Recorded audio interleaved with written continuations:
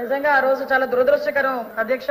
ఎందుకంటే సుమారుగా నదీ ఆక్రమణలు విజయవాడ నగరంలో విపరీతమైన సమస్యగా తయారైన అధ్యక్ష. బుడమేరు నదీ పరివాహక ప్రాంతంలో ఉన్న ఈ భూ ఆక్రమణల అధ్యక్ష రియల్ ఎస్టేట్ నిర్మాణాలు ఇంచుమించుగా కోకొల్లుగా విస్తరించిన నేపథ్యంలో అధ్యక్ష ఈ బుడమేరు అన్నది నిజంగా ఆ రోజు వరద రావటం అనేది నిజంగా చాలా దురదృష్టకరం. విజయవాడ ప్రజలే కాదు అధ్యక్ష, ప్రపంచం అంతా ఒక్కసారి తెలుగు వాళ్ళందరూ కూడా విజయవాడ వైపు చూసే పరిస్థితి కూడా ఆ రోజు నెలకొల్వడం అనేది మనందరం కూడా చూసాం అధ్యక్ష.